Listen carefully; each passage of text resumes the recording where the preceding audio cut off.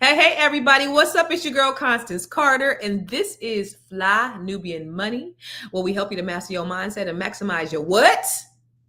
Your money. So, today we are talking about a story that is so heartbreaking, familiar, way too common in our community.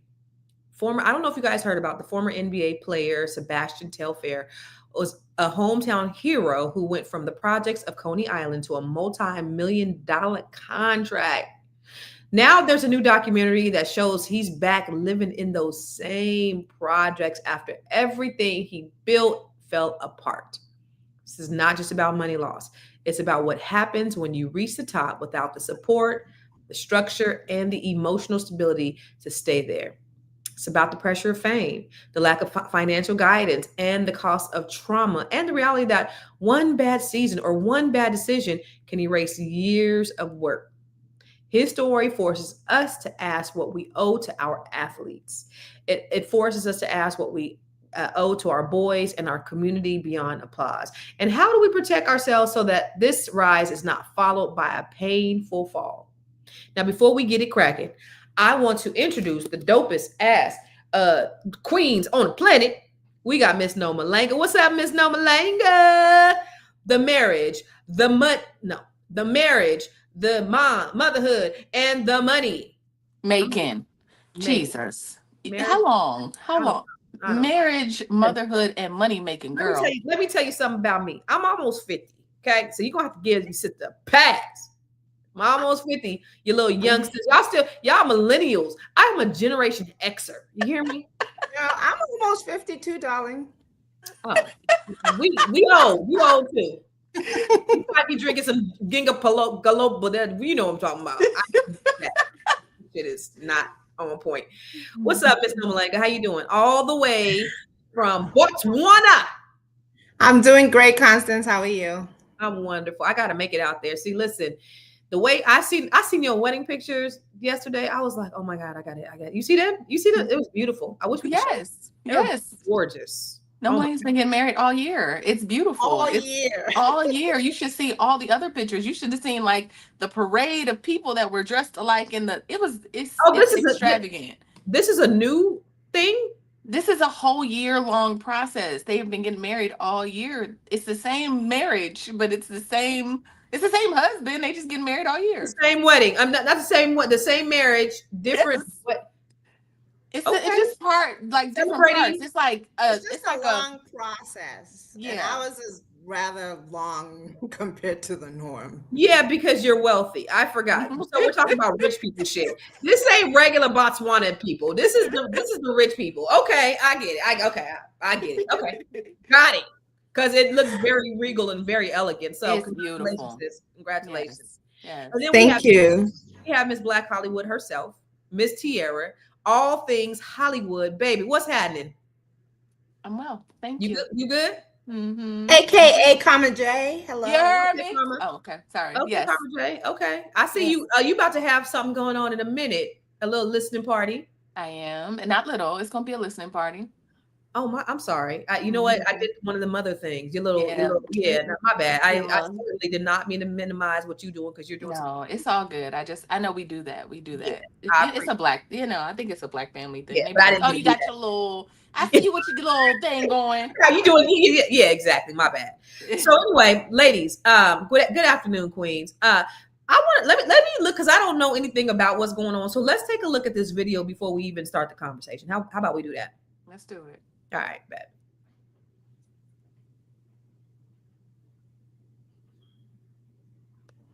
We ain't sugarcoat nothing. Look, we ain't got no keys. This how you get your mail. That's how you get your mail. You ain't got no mail? We good. Can't come in here by yourself. Gotta sign a waiver to come in 2940. I'm gonna show y'all the inside. You heard? Let's go. This is a culture shock, but I ain't gonna lie, me coming back to the projects was a gift. It was a gift and a curse, but more of a gift, tell you the truth.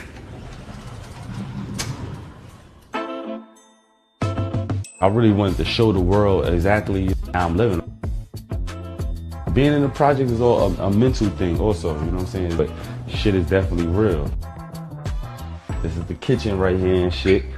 Your shit get lit at, take care of yourself.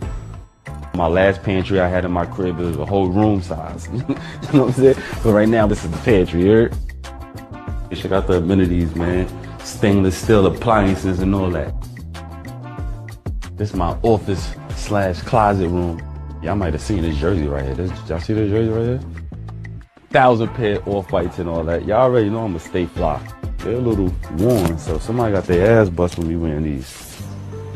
I don't know if y'all know, on COVID, I lost my mom, and I lost my oldest brother, and the next year, God sent me twins, girl and boy. I'm gonna go say what's up to them. They sleep though.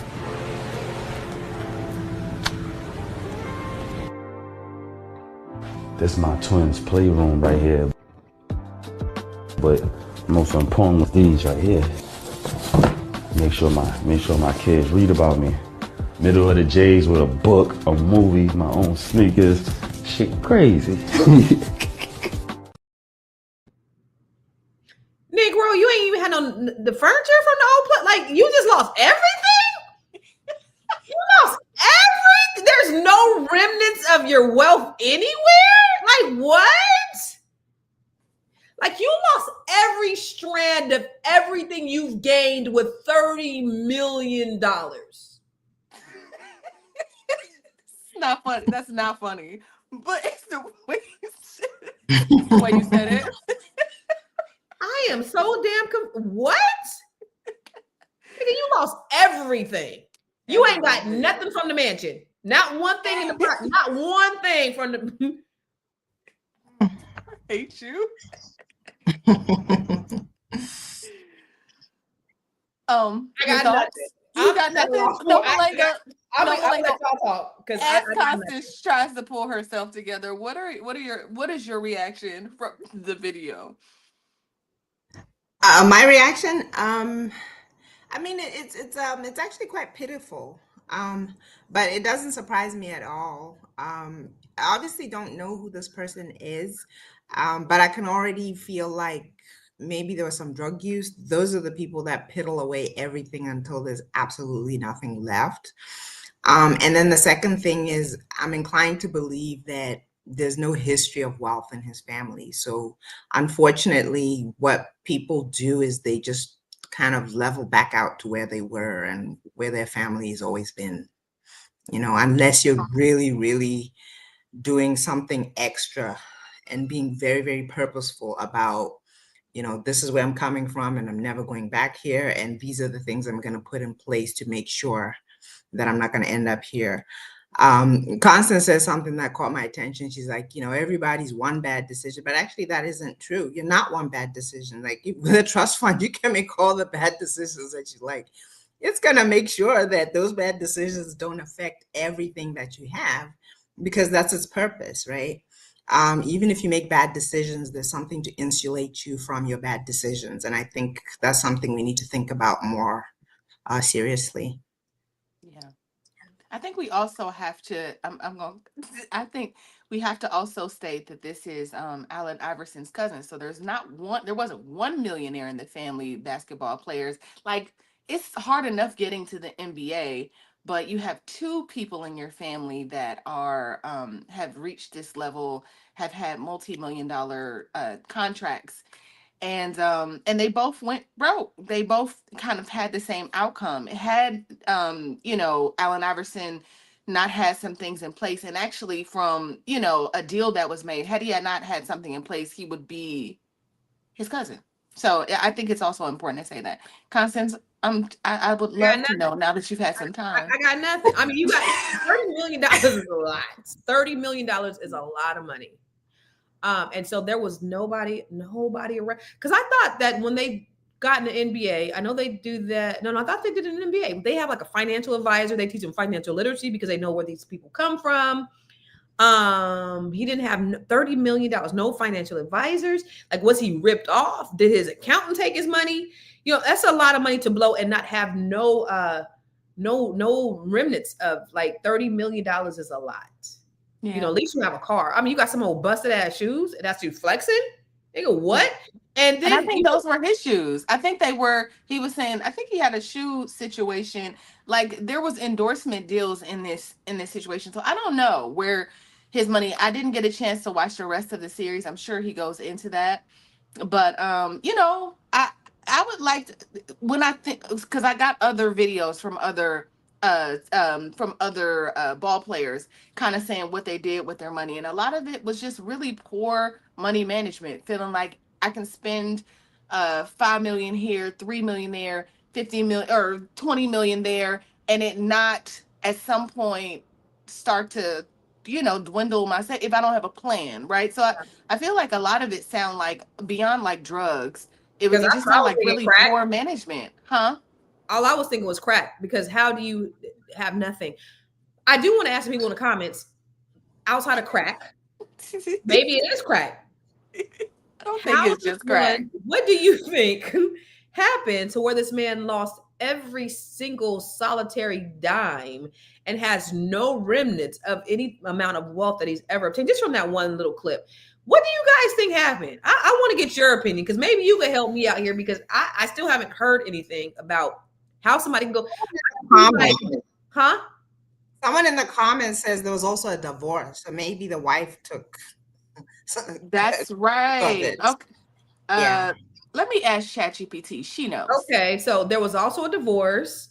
There was also some legal issues. Okay, yeah. Well, we know the legal issues because he's in jail right now. But did that take the money? I mean, I'm pretty sure a combination of all of it has taken his money. I mean,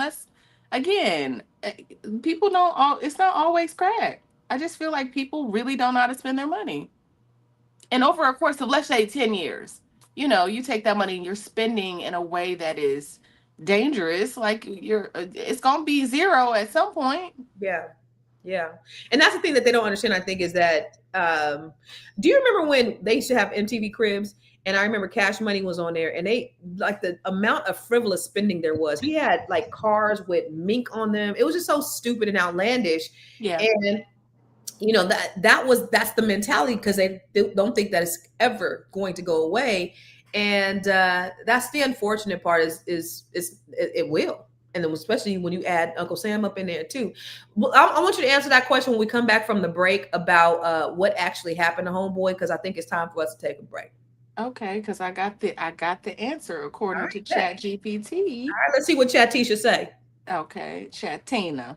Chatina, yours, Chatina. It's a good show right here, but I'm biased. If you are just tuning in, you are watching Fly Nubian Money, where we help you master your mindset and maximize your money.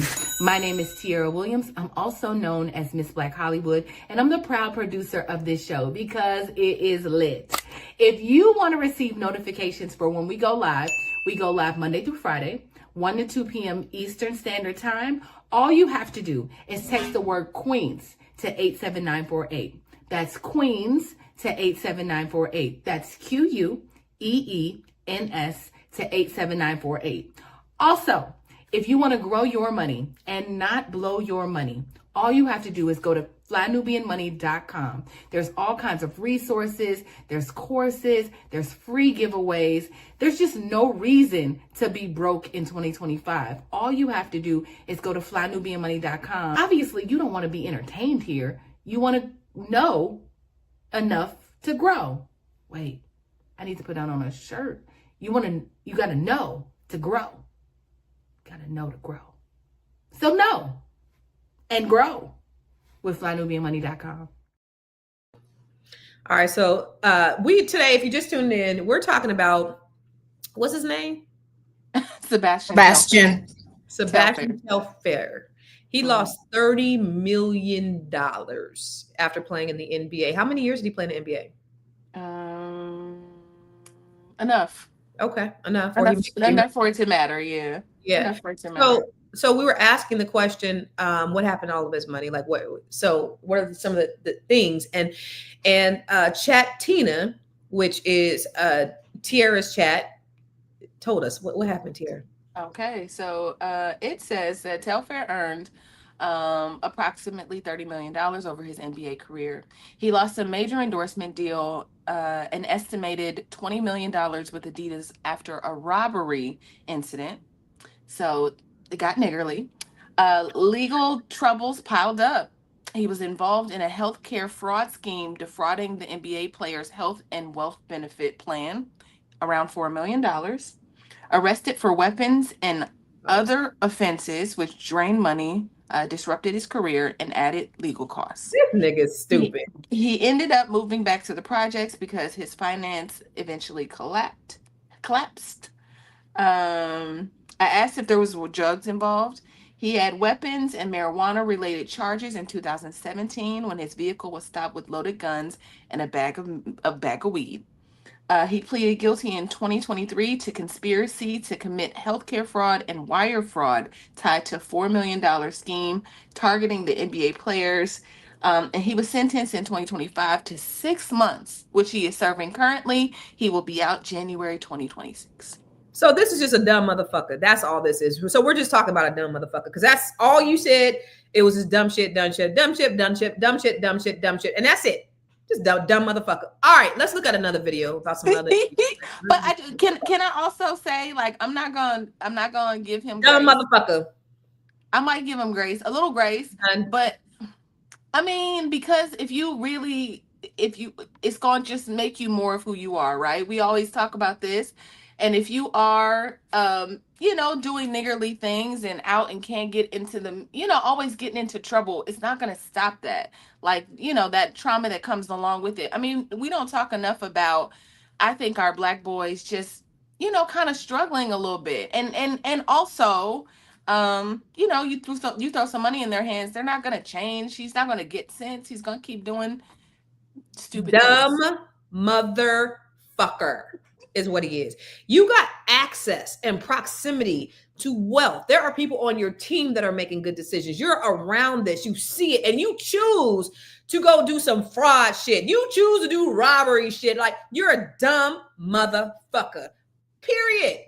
No, like, what do you think? Actually, I was thinking about that, the fraud thing with where they were offering healthcare or whatever that sounded like maybe he was trying to actually do something meaningful, go into business, and maybe he may have gotten caught up with somebody who was, maybe he didn't vet it enough, because people do get caught up in things, because when you have a lot of money, you're going to have Pookie from the neighborhood saying, I got this great idea, we can do this. And then you're like, okay, let's do it. And then, before you know it, you've got a whole bunch of legal troubles, and Pookie has nothing to lose anyway. So sometimes that is one thing I would give him, because he seems to have been making some kind of effort to not just be an NBA player with a lot of money, but actually build something which he could later on live off of. And it just went south really bad and really quick, it sounds like. I'm gonna go with a no. You just ran down a laundry list of things. If it was one bad decision, I could see. This motherfucker did a whole lot of shit, dumb shit. It wasn't just one. It was a laundry list. Yeah, it's a pattern. So you're a grown-ass man. You know right from wrong. You have access to all this money, and yet you choose to do dumb shit. It's not like the person who lives in the projects who ain't never had nothing, who ain't got nothing, and he just looking for a way out. Nigga, you got your way out, and this is how you choose to squander it. You a dumb motherfucker. Donkey of the motherfucking day. Let's look at the next video. I mean, there's more. There's more of them. Oh, yeah.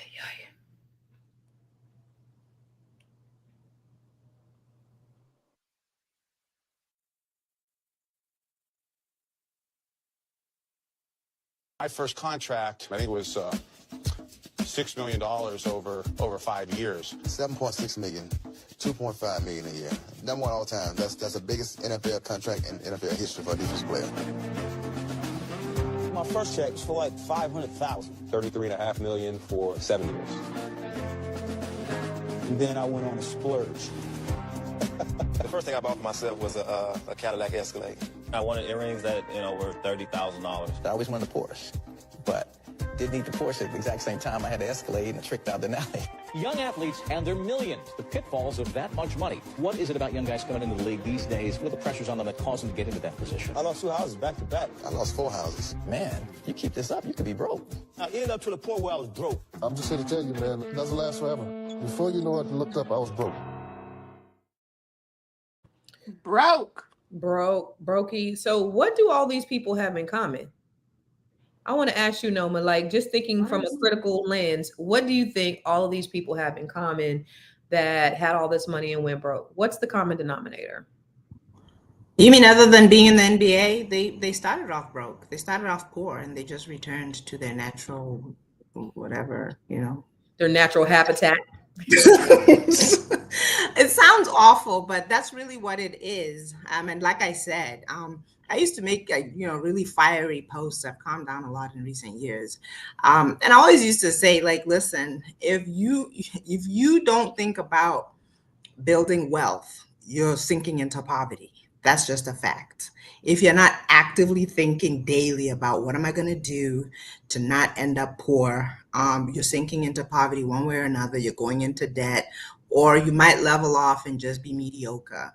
So it has to be something that you're really determined about, especially if you didn't start off wealthy. You have to be on this trajectory of learning, being around people who know how to build wealth, how to sustain it. You have to know how to insulate yourself.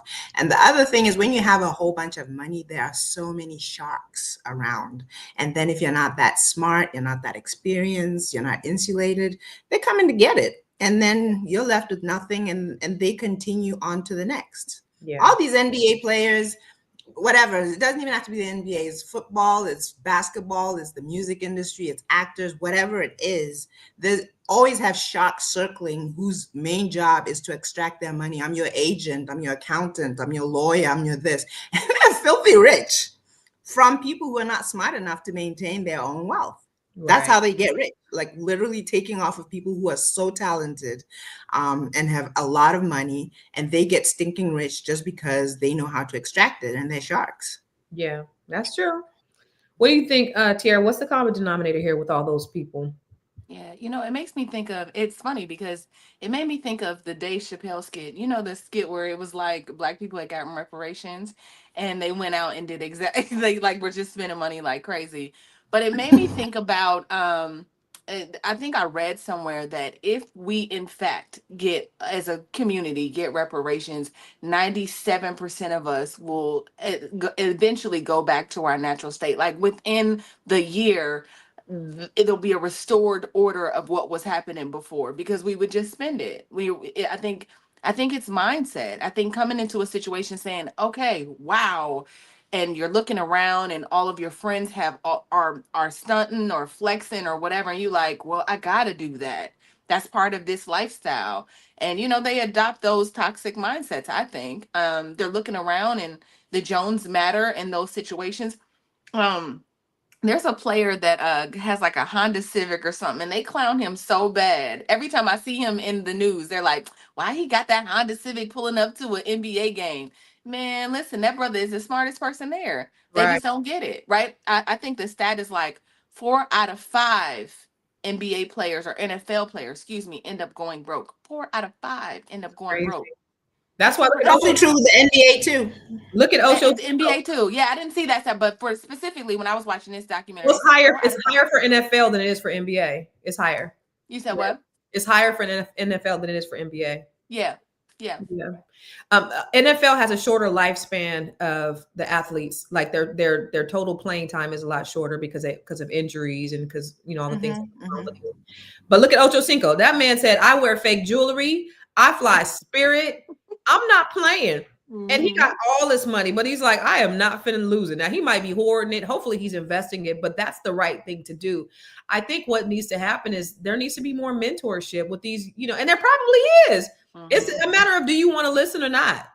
Because you think about it, you're around people like LeBron James, who is a steward. You're around people who had made less, that maybe didn't make 30 million. Maybe they made 5 million, who've made great decisions. So you've chosen, because you have access to that kind of information, but you chose to run game and rob people and commit wire fraud and insurance. You chose to do that. That was a choice. Everybody got choices. You just chose the wrong shit. And that's the thing. Remember that guy Shannon? Was it Shannon Sharp, who made good decisions and then blew it on an OnlyFans OnlyFans girl. And catch up with you at some point. He did everything right, and then he literally survived. I don't know what he was before, but he had like a whole life afterwards where he went against the grain. He went against the statistics. He became even more successful, and then just poof, he's dingling. White women have been the downfall of many black men. So let's go to a commercial. Another commercial. I know you're busy, you got things to do, and you can't take us on the go with you every single day.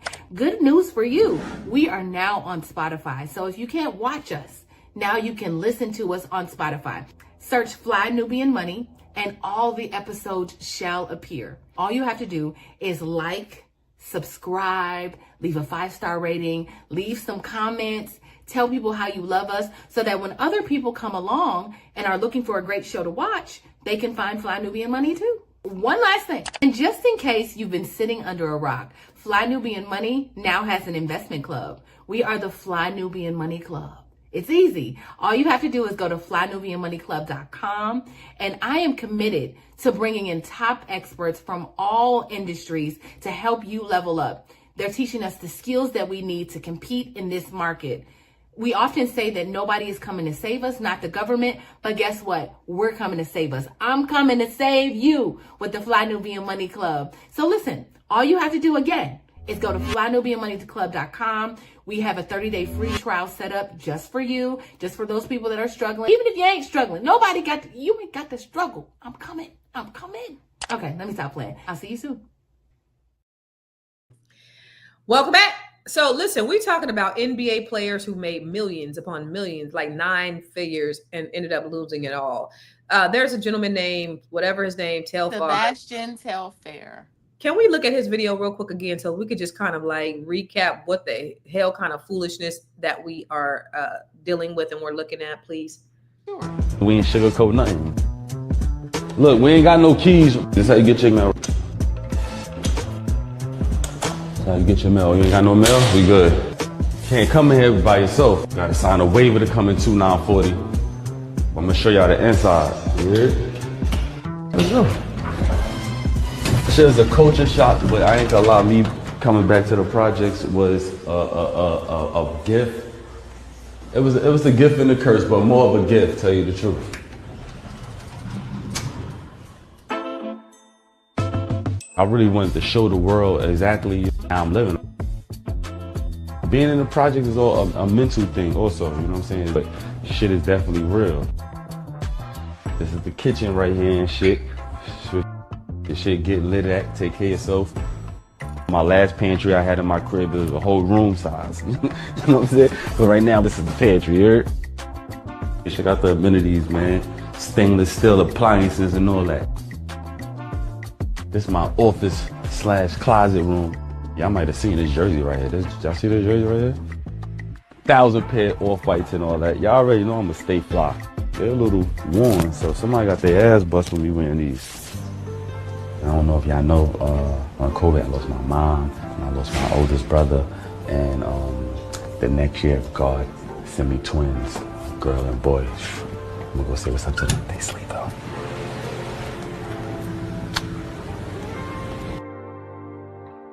This is my twins' playroom right here. But most important was these right here. Make sure my kids read about me. Middle of the J's with a book, a movie, my own sneakers. Shit crazy. Sir, you live in a project, you couldn't clean up your house for the people. You knew that they was coming. You couldn't even clean up for the people. You couldn't even do that. You know what though, Constance? I heard so many things that time when I listened to it. I heard I lost my mother. I lost my like the 3 family members in a row.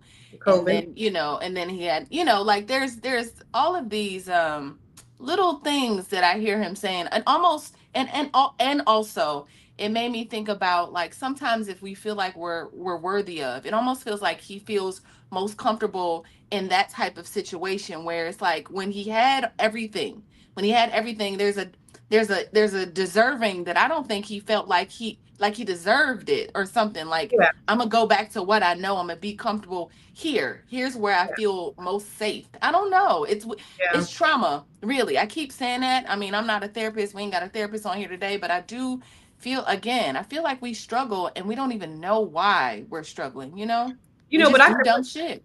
I appreciate you saying that. I really do appreciate you saying that because, I was just looking at it. He was just a dumb motherfucker. But if you do me a favor real quick, read down. Now the man is in jail. So read that list from Chat Tina of all the things that this man has done to lose his money. Just to recap, get you up to speed on this, people. Okay. Telfair earned approximately $30 million over his NBA career. He lost major endorsement deals worth an estimated $20 million with Adidas after a robbery incident. Legal troubles piled up. Involvement in a healthcare fraud scheme defrauding the NBA players' health and welfare benefit plan. That cost him around $4 million. Arrests for weapons and other offenses which drained money, disrupted his career, and added legal costs. He ended up moving back to the same projects he grew up in because his finance collapsed. So I heard, what you said, and I felt I was like, okay, yeah, I was feeling real compelled to feel bad for him because there is that trauma. He lost his mom and his brother during COVID, and maybe he just didn't feel like he was worthy or deserving. But then when I hear about that laundry list, I'm back to dumb motherfucker. But that goes into it, doesn't it? That to me, I don't know. I feel like it's all related. Well, I want to ask Melania, did she hear something different the second time she watched the video? So I'm curious, the 20 million that he lost, was that part of the 30, or would he have gotten an additional 20? Where they said he had an endorsement deal that he lost. Does that mean he was worth 30 million because of that 20 million endorsement deal and he lost it? Anonymous said that doesn't go into it. That's what Anonymous said. I think that's what did Anonymous say? He said no, that doesn't go into it. Okay. Okay. Yeah. So that was he just lost. So he could have had 50 million. Correct. If he hadn't lost that 20. Okay. Then he lost another 4 million with fraud and what have you. And the legal fees and, because all he had, y'all, was a bag of weed. Y'all was saying crack, but the most he was found with smoking crack. That's what he was caught with. That's what he was caught with. Smoking weed. So let's try to be constructive, okay? Because I have no construction in me. If you know, and I say this even just about marriage, if you come from a family where you don't know anybody married and nobody succeeds or whatever, if that is your desire, you already know that there's an uphill battle, right? So you're going to need to go and find resources. You're going to find people. You're going to find systems and things to put in place to ensure that you are going to be successful. And this means that, unfortunately, you're going to have to work harder than most people to make sure that things go well for you. And I remember the other day I was talking about, like, if your mom and dad were married and grandma's married and auntie's married, all you got to do is act normal and things will just kind of work out for you, right? But if you, right, you just got to act like everybody else and things will kind of work. It seems silly, but that's actually true. But if what is right and what is successful is abnormal for you, then you got to learn how to not act what seems like normal to you. And you got to be very proactive about that. And like I said, you can't put yourself in a position where just one bad decision wrecks your life. I remember there was one African, I think he was a soccer player or something, put everything in his mother's name. Then he married a lady who thought she could run off of his money, only to find out that when she divorced him, he had nothing. And the trust fund is the same thing. Like, if you have a trust fund, I don't care how much suing you sue me, I got nothing. Like, that's true. Yeah, sue me if you like. I have nothing. It all belongs to the trust fund, right? So that's how you insulate yourself from certain things. And even when you make bad decisions, they don't affect everything that you have because you've just made that one correct decision. So it's just a matter of just knowing where you come from and desiring to do something different and being very proactive and being smart. I remember back in the day, Shaquille O'Neal is one of the richest men from the NBA, right? Shaquille O'Neal, I hate to say it, he was so dumb. He literally used to say, duh, but he was smart enough to like put things in place, get financial literacy, start businesses. He had a reel of experts that helped him put, and like now it's like all on autopilot, right? The only thing I don't like about him is I think I once heard him say that his children are not going to inherit anything or something like that. And I thought that was stupid. I think he said like, y'all ain't rich, I'm rich. But he also takes care of all his baby mamas, even his baby mama who's with somebody else. He's like, yeah, I'm supposed to, I'm a man, I'm still taking care of her. Yeah, so, that's not a flex. But I think it is. I think he probably is. They probably will inherit it, but I don't think he was saying they're not going to inherit it. I think he just said, y'all ain't rich, I'm the rich one. Which is rich, yeah. But he should be instilling that wealth mindset into them. Probably is. He probably is. Yeah. But you know what? I want to know where was this man's mentors? Because I know if he grew up playing basketball, he went through the AAU, and there were men around. There had to have been men that were coaching him, that were leading, that were guiding, that were keeping him disciplined. There had to be men inside the NBA, some maybe older players that came and said, "Young, like what happened? Who failed him?" Or maybe he was just too hard-headed to listen. I don't know. I do want to add, I think we have another video. Do we have another video, Tiara? Let's take a look at this next video. Did you know that NFL players that are multimillionaires, 4 out of 5 of them are either going bankrupt or reporting that they're having financial distress? That's literally, for every 5 NFL players, 4 of them are either bankrupt or having financial hardship.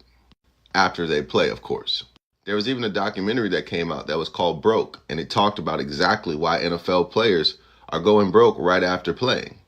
And one of the main reasons, as I thought about it, was probably because of this. Most NFL players have perfected the art and the craft of playing football, but the reason that most of them go broke is because no one's taught them how to be financial literate.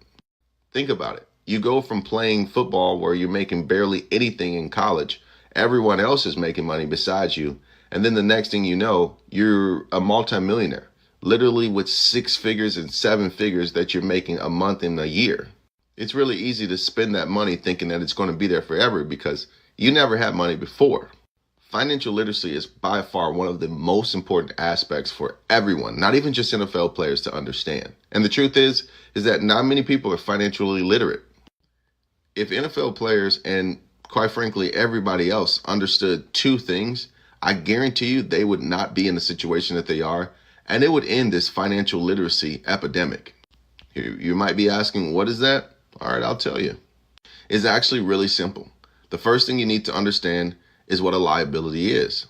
A liability is essentially things that take money away from you. Whenever you purchase a liability, is it taking money from you monthly, or are you making money from it? If you're making money from a purchase, then that's called an asset. An asset can be things like real estate or stocks or bonds. Essentially, anything that you purchase that makes you money.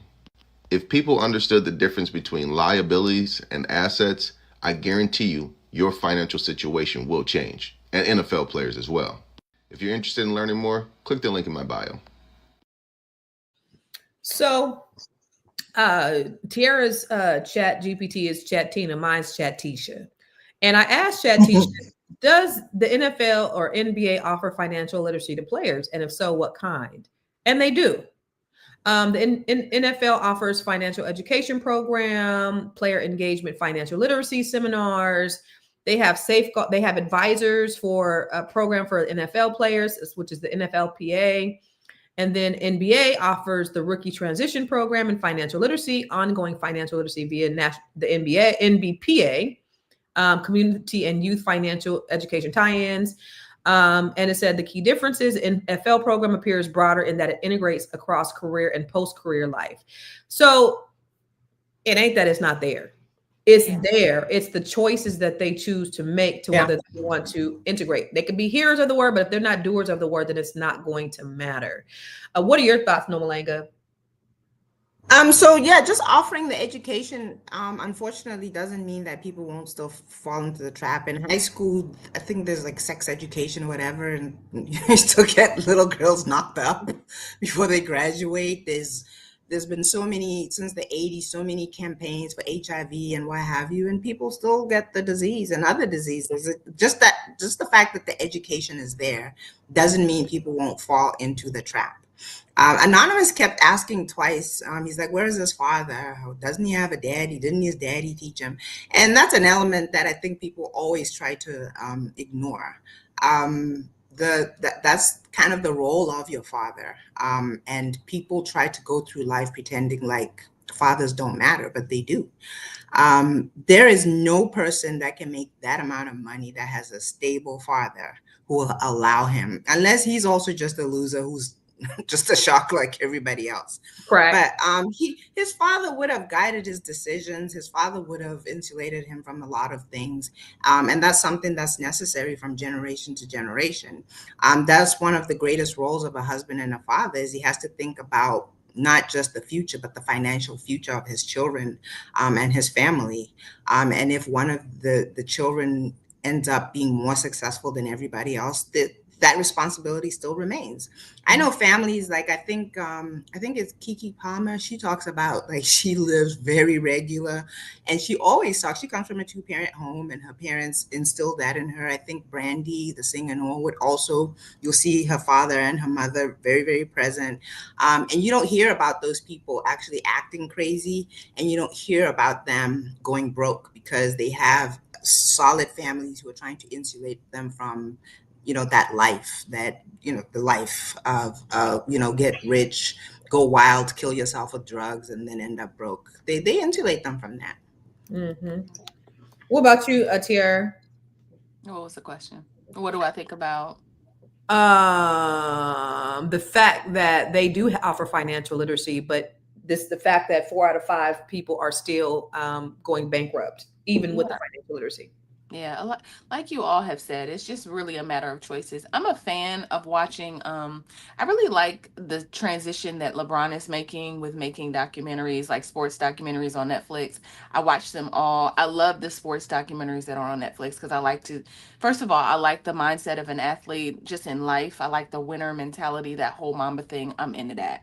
And so what I've noticed, though, is the younger boys, these younger NFL players, they get it. They really do. NFL, NBA, well, it's a lot of NBA stuff because it's basketball, but they get it. They're starting shoes. They're starting their own brands. They're saving their money. They are still splurging, but not in a way that'll end up they'll end up broke. So I think they're taking their cues from their OGs, the Allen Iversons, I think they're taking those cues and going, I don't want to be broke. So hopefully in 20 years, this is not the case with these young men that I'm seeing, but there's some really smart young boys coming up.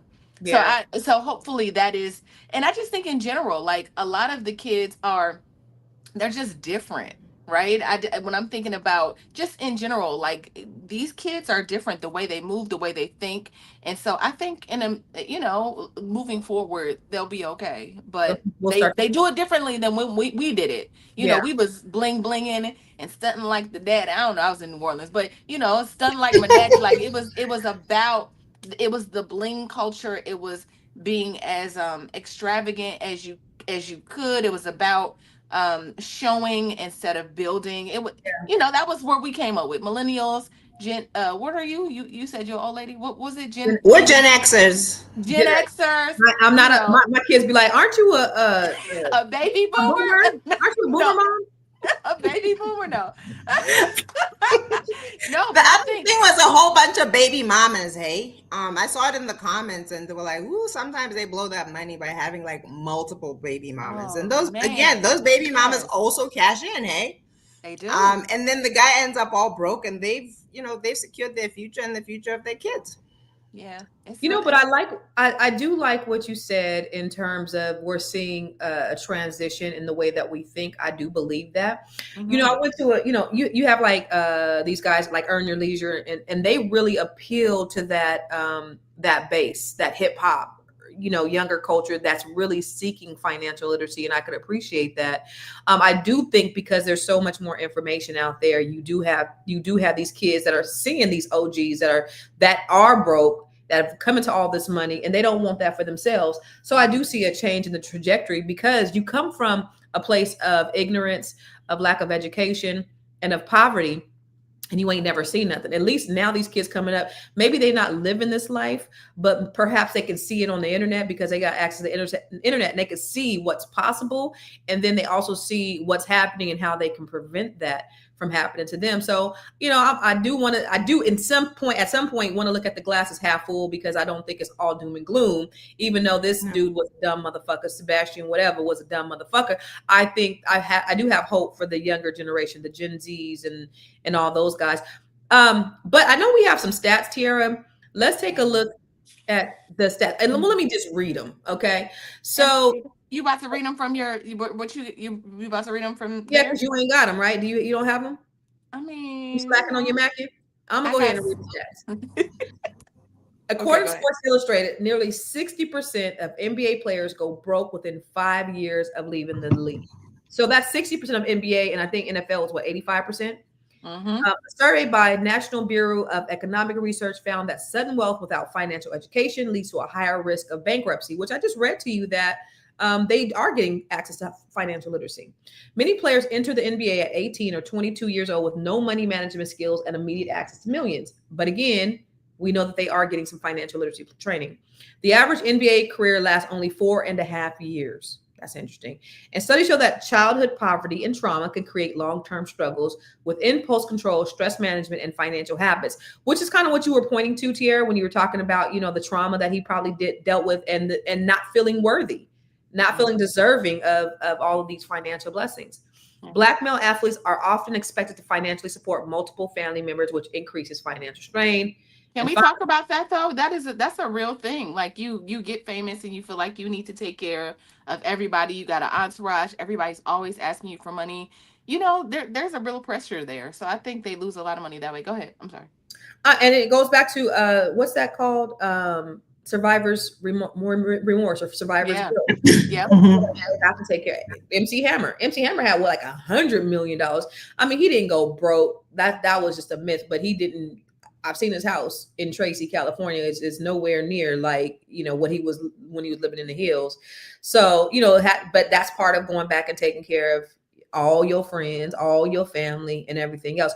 But I will say, I have a friend who used to sing backup for him. And she said, I've also seen him blow $100,000 on a dice game. Like, you know, it is taking care of your family, but it is also making poor decisions. So it's not just that one thing. It's a myriad of multiple things.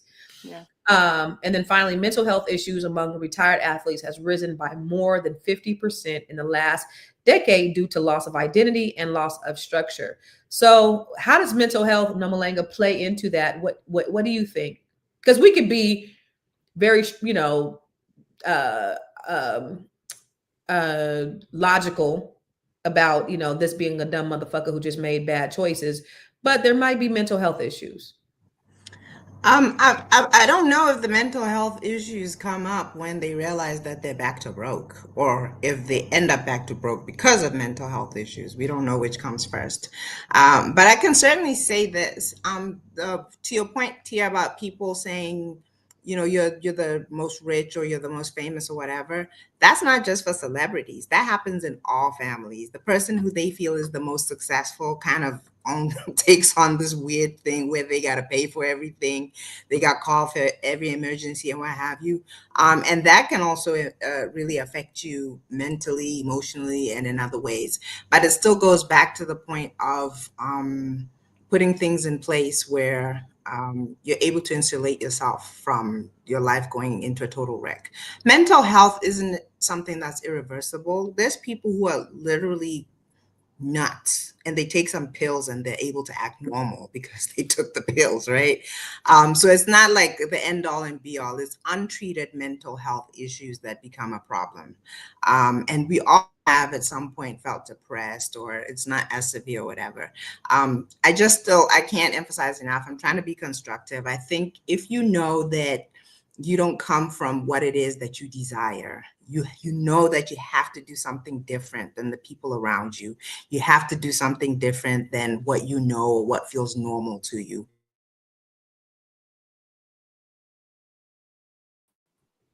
You know, whatever you're dealing with.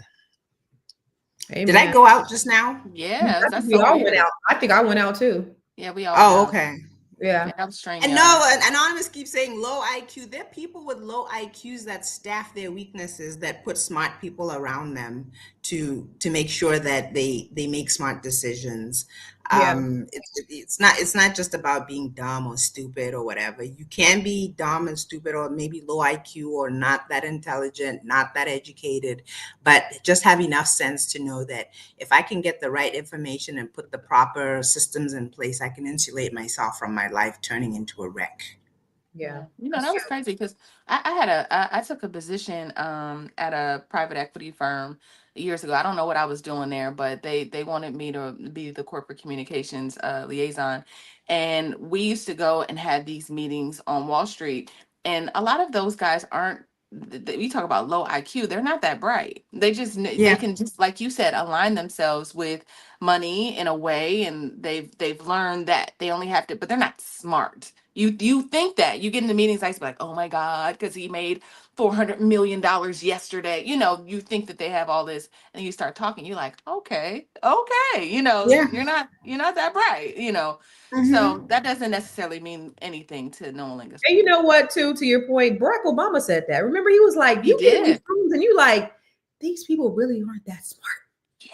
And of course, as a Black person, you got to be smarter than the average bear, but you are dealing with people who have a lot of power and a lot of control over a lot of things, i.e. Donald Trump. Yeah, that's exactly who I thought of immediately. Not that smart, right? He's tripled, and he's tripled his wealth this year. Yeah. Stealing SNAP benefits, but go ahead. But go on. He stole them. Go ahead.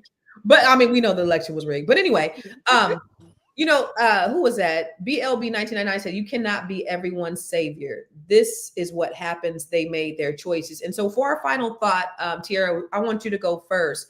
What do you think could have been done differently, or how do we support, or how do we, let me see, what do I want to ask you?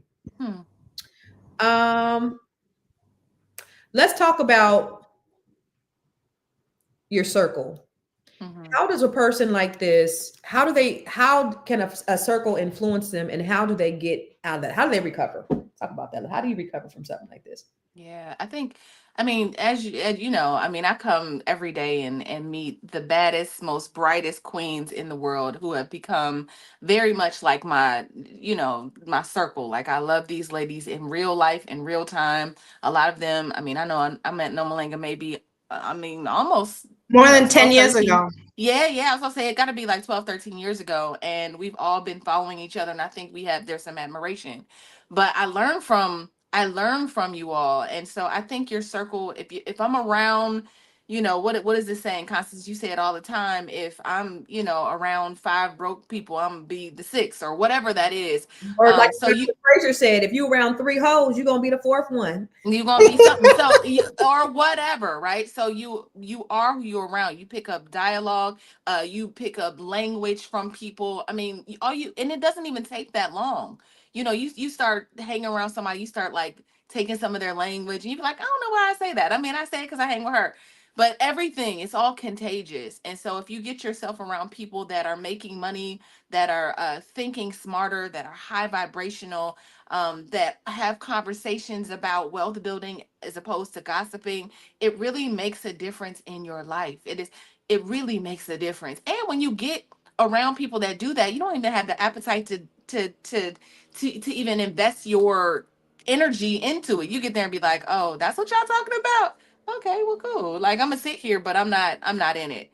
So I think circle is important, and the way to recover is to really just, if when Sebastian gets out of jail in January 2026, I think he should take a real hard look at his life and what's next, where he wants to be, maybe get some therapy, maybe just start to really like think about where he's headed, make some goals, and then walk in that direction. But I know it's really, he's gonna have to start here and just like start with himself. He has to invest in himself and really figure out what he wants in life. That's how you recover. You really just you decide, and then you move towards that thing. My name is Tiara Williams. I'm also known as Miss Black Hollywood. I'm also known as Karma J. It just depends on the day. What you is today, sis? What you is today? Man, all right. So I'm Miss Black Hollywood today. Bow. Right. So this Saturday and Sunday, we what you gonna be? Wait. What you gonna be this Saturday and Sunday, sis? I'm gonna be Miss Black Hollywood this Saturday. I thought you was gonna be Carmen J. I thought you was gonna announce something. Not this. No, I'm not announcing my show. I do have a show coming up, and it's not Saturday or Sunday. It's not until December 11th here in LA. So if y'all want to come through, come on. Okay, so what you gonna be December 11th? I'm gonna be Carmen J on December 11th. I'm about to be Carmen J in like an hour. But we partner with Dr. Lene, and we're doing a vision board strategy. That means we're getting you ready for 2026. You can come through for free. I think the email is the website is ceoreup.com. Come through. It's Saturday and Sunday. But we are going to help you get ready for 2026. It's no cost to you. And we really want to help you get a strategy. You're thinking about and visualizing what you want for this next year. And the decisions, again, deciding what do you want and having us come together and create a strategy for that thing. So ceoreup.com is hold on, let me try to bring it up. I'm sorry. REUP.com. Yes, do you see it in the banners? Because my computer StreamYard just threw me out. So CEOReup, do you see it? .com? CEOReup, like REUP, reup.com. Anyway, so yeah, come through. You see it, Constance? Bow. Yep. Bow. CEOReup.com. So go to that, come through, and let's get a strategy for 2026. Boom. Don't be like Sebastian Telfair. Do not be like. And if you're looking to get married next year, start working on that too. Yes. Who's looking for marriage?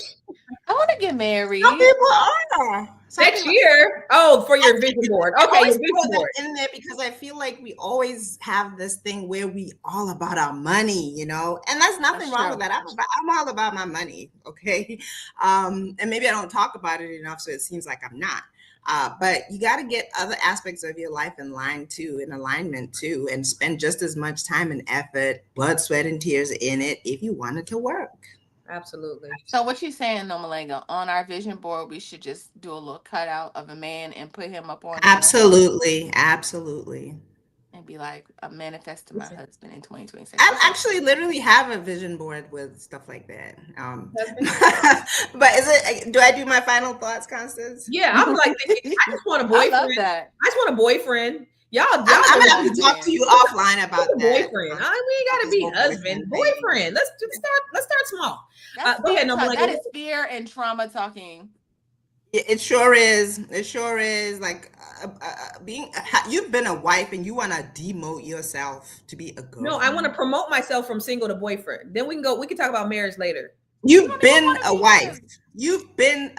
And you want to demote yourself to girlfriend status. Help me, Nomalenga. Help me, Moses. Fine. The marriage Moses. I wanted to just pick up on one thing that they said in the comments, and when Tiara was talking and she's saying, get around people. And somebody said, look, if you're a little kid in the project, you can't get around nothing but other project kids. And that's a really good point, because I will say most people don't know this about me, but I am a hermit. A lot of the people that I interact with them online like this, right?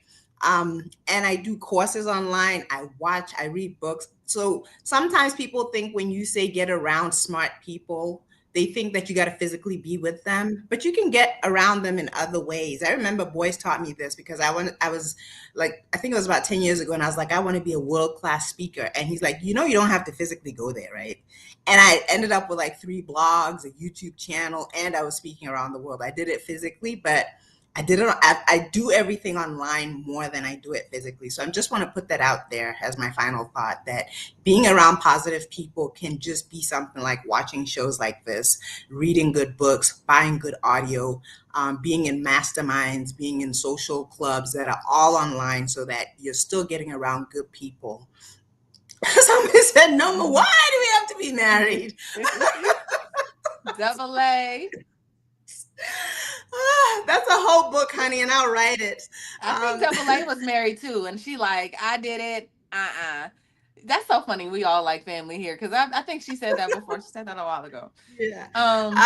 So if you want to find me, my name is Nomalanga.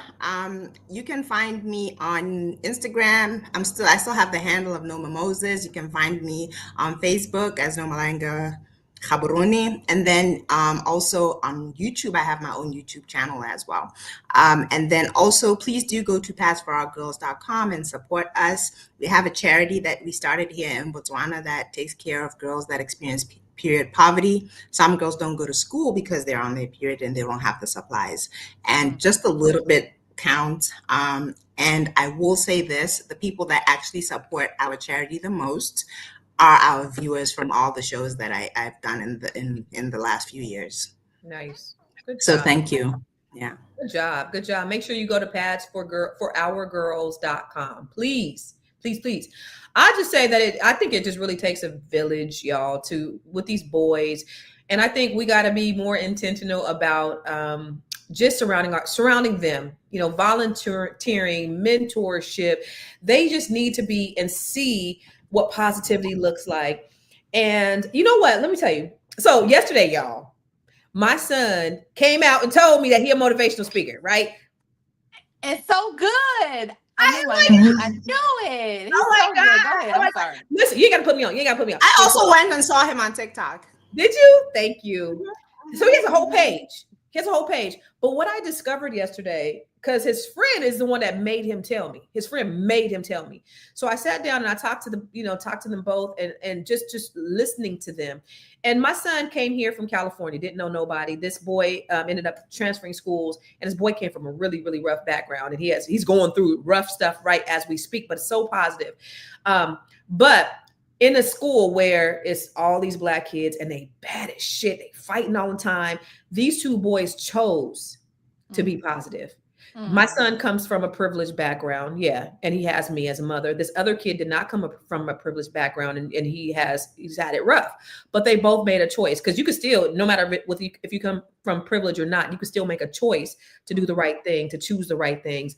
And, it comes from, just pouring into them and praying, but it's also decisions that they make. And so we just have to make sure that we're surrounding our children. And just like I think it was Deborah Will Wynn said, they done fucked around and gave us the internet. So these boys are choosing to look at positive things. They're choosing to, have that be part of their timeline than just, world star and fighting.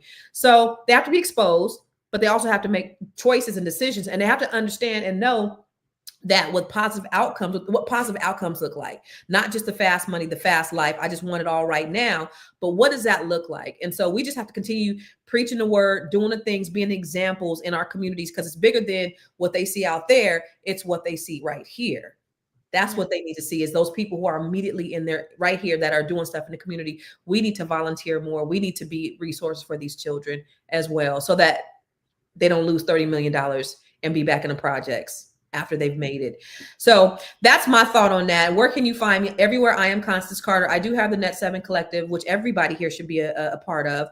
And what I am starting the next cohort January of 2026. Now, if you are a Black woman, or a Black woman who wants to increase their net worth, who wants to be surrounded by other positive Black women, I'm also rolling out something new for the women inside the group as well, to help them get more visibility and exposure and make more money. If you want to be around people like that, hit me up.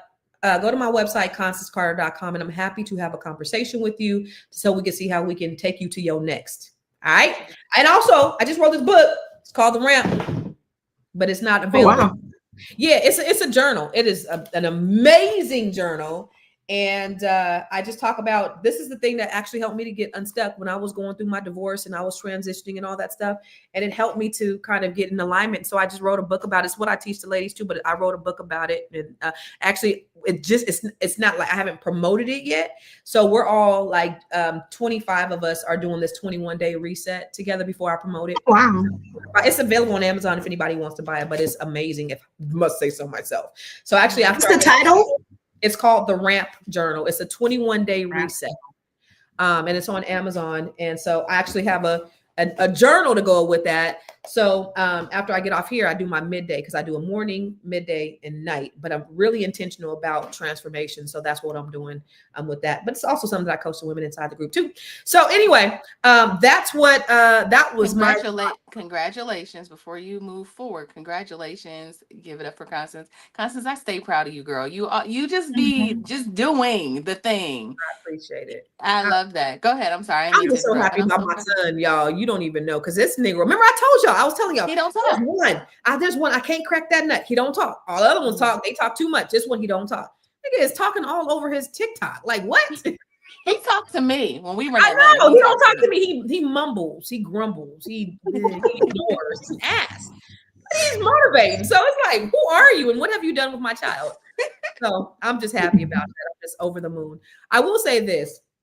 Sebastian's story is a reminder that success is not secure without stability. Money without the mindset does not last, and fame without support can actually destroy you. And nobody is built to carry everything alone. This is not about judgment, even though I did judge and call him a dumb motherfucker.